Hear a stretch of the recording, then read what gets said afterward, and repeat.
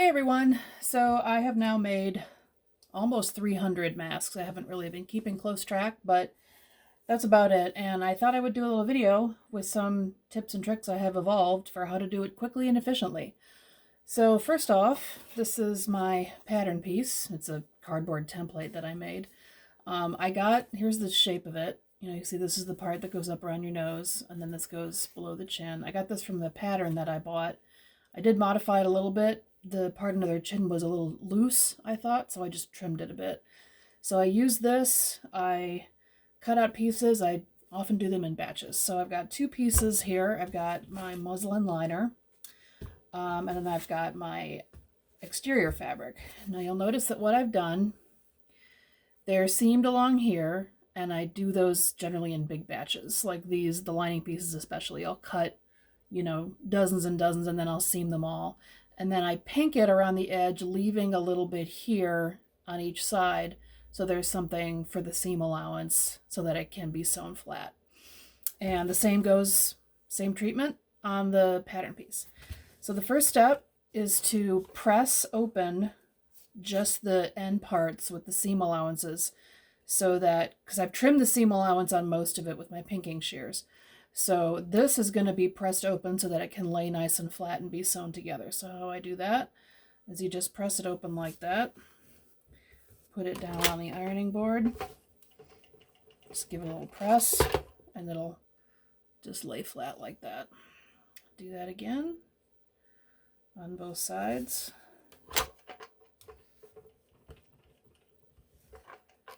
Just put that next to the machine. I'll do the fabric. This fabric is a little bit stiff.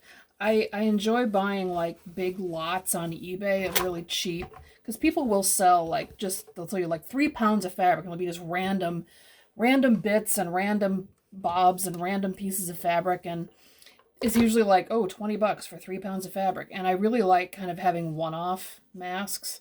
Like I'll just go through the box, and I got one today actually. Just go through the box and pick out the ones that you think are going to use. A lot of the fabric is it's too lightweight, or the piece is too small, or it's too heavy. But I'd say I've already cut it all into mask pieces, and I'd say I got about 40 masks out of it, so that's pretty good. So there we go, that's pressed open like that.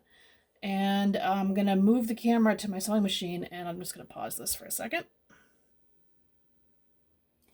All right, this is my first time making a video, so I hope I'm doing it right. So I've got my lining piece, and here I've got my 2 pieces of elastic. I pre-cut these, and I've got a big box of them over here. So these are a little less than 6 inches. They're about 5.5 inches. The 6-inch ones I found were sometimes too loose. So at first I was pinning them in so then I could sew the lining to the thing, but I found that it actually was more efficient to baste them on. So I've got my pattern piece. You base that, you turn it so that the right side, or the side that's going to be touching your face, muslin doesn't really have a right side or a wrong side, is facing up, because I'm going to baste these to the lining piece like this. And I don't change to basting length. It's just not worth the time for this much. Make sure you've got your machine and your needle down so that when you stop sewing, it ends with needle down, because then you can use that and you sort of take this and you just butt up the elastic against the needle and just zip, zip, zip. And that is easy peasy. And then that will hold that elastic really secure. That way when you pin the lining to the fabric, to the exterior, you barely have to pin it at all. The friction will do most of the work. So I'm just going to do the second one here. I'm going to have to go back at this and see if you can even see anything. I don't have a fancy setup like the sewing instructors on YouTube have, so we'll see. So I'm just going to get that out of here.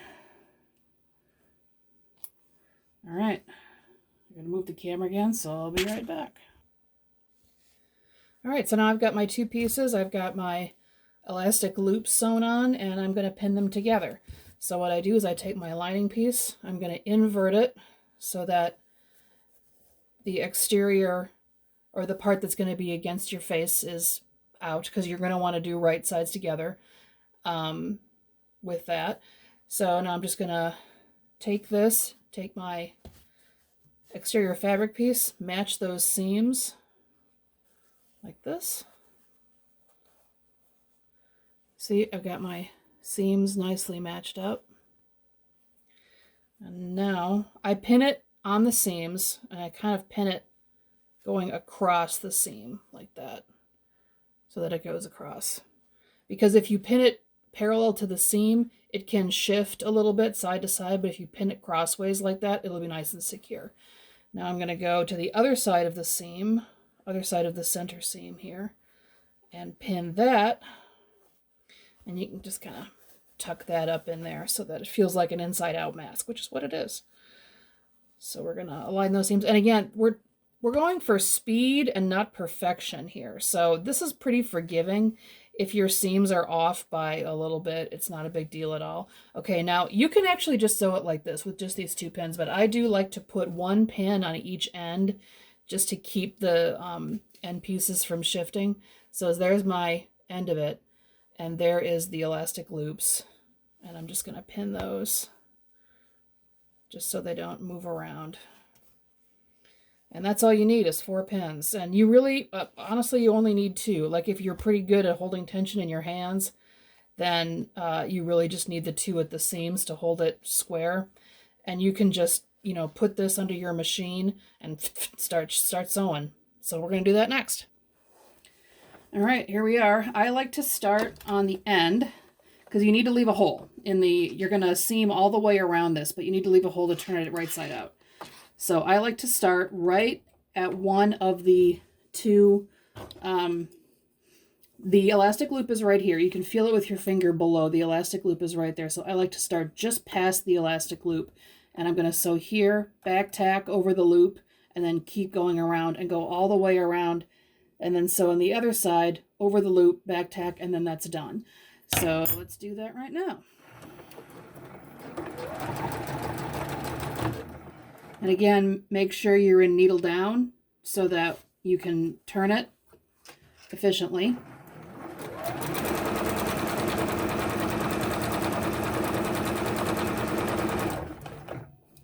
Here's one pin out. So now is a good time to kind of straighten that a little, make sure the fabric is lined up.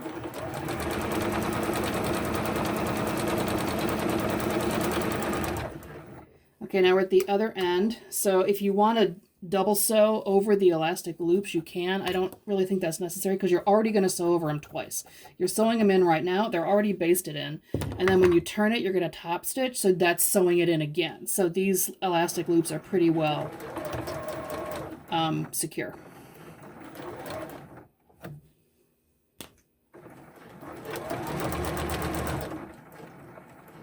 And again, don't worry about being super precise in these seam allowances. As long as all the layers are sewn together, it doesn't matter that much.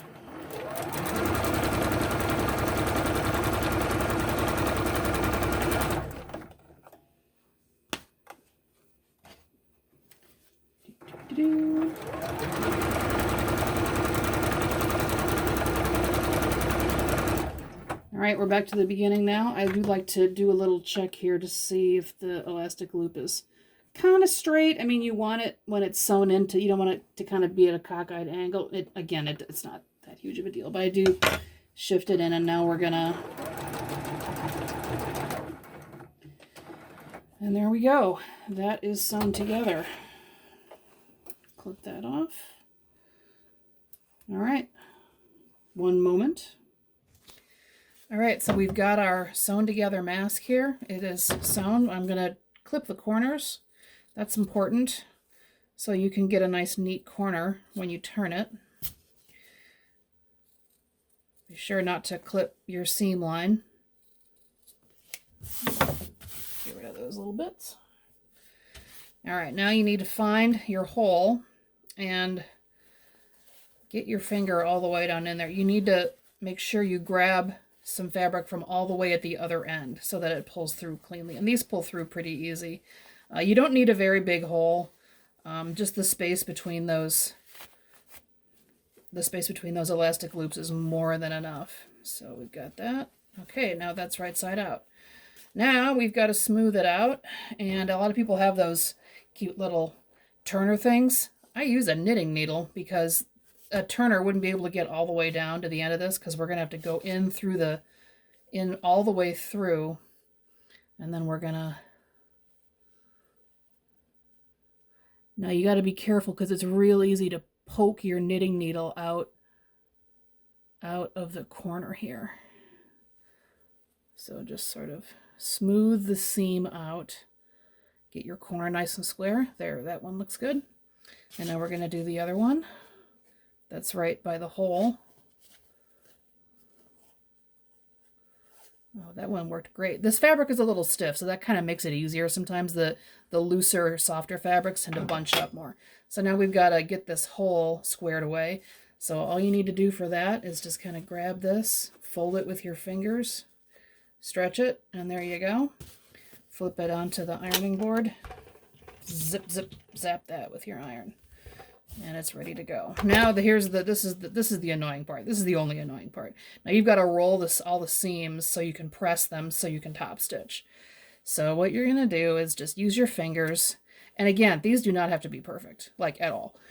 So if you've got a little lining showing from the back, or you've got it completely rolled under, you know, big whoop, nobody cares. So, you know, I've got that seam all pressed. And the one that's on the top of the mask has a sharper curve, so that one's a little harder to roll. But again, just get it, you know, as rolled as you can, and then press it. Press around the end. Ooh, this fabric is kind of shiny. It's nice. Okay. So this is the one that's harder. It's got a deeper curve on it. Ooh, I love this fabric. It really, the stiffer the fabric, the easier it is to roll out the seam, because it wants to sort of straighten itself out. Yeah, don't try doing this with jersey, because you're going to drive yourself crazy. All right, so that is all nice and pressed. And you can press the rest of the lining a little bit at this point if you want, just to give it a little press. All right, so there we go. Now we're going to top stitch this. This is the point at which I like to kind of use my fingers and press the interior seam nice and tucked into the exterior seam. All right, so we're going to sew this. I like to start at the ends. You can really start anywhere you want, but I like to start at the end. Not necessarily the end that was open, although that is nice too. This one got the rolling isn't perfect. Okay, so I start in the middle of one of the ends. You see I'm here in the middle, because you're going to want to back tag over this when you get around all the way around. And I don't like to do that at the corners. It just gets messy. So I like to do it. And I feel like here at the end is the most unobtrusive place to have that double row of stitches. So here we go. Nice into the corner, rotate.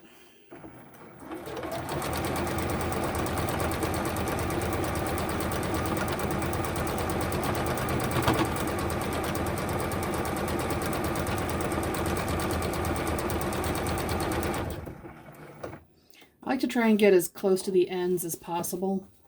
Yeah. You want to get as close to the edge as possible, but like, you don't need to have, you know, the top stitching is more or less to hold everything in place and just give it a finished appearance. So if it's not totally perfect, it's fine. If you want to be able to use your hands in front and behind sometimes to walk the fabric around these curves, and you'll get the hang of it. It's not really that hard. So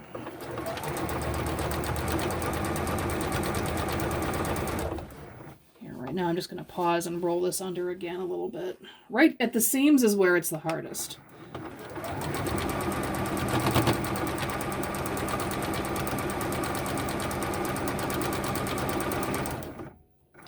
Alright, so I'm back around to the side where I started. I'm going to take my thread ends and pull it taut, otherwise it'll catch and make a little loop, which is kind of just messy.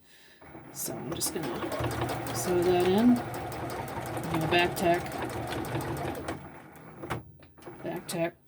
over that and pull it out and trim it. And one more thing, which is something that I personally have added. I've changed this pattern quite a bit since the pattern that I bought off Etsy. This is now finished, as you can see. It's nice and done. But what I like to do is, because these masks are not symmetrical, as you can see, they have different sides. Like they have an up and a down.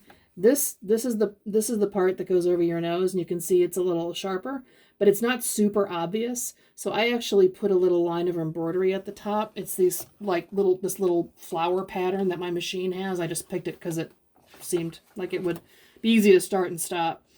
So I put it over the nose part so people know which side it's on.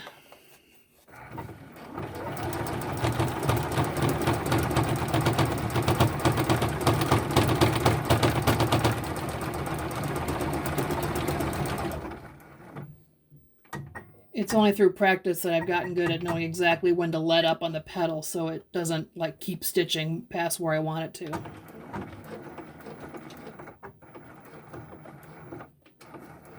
Back tack that a little bit. Snip, snip.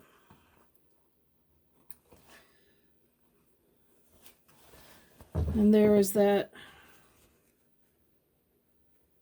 line of embroidery. There we go. So it's just these three little flowers, and I've gotten pretty good at, knowing exactly where to start so that center flower is right over the seam, though if it's not, who cares? So anyway, I hope this was useful and comprehensible. I don't know if you were going to be able to see anything. I'll take a look at it. Thanks, bye.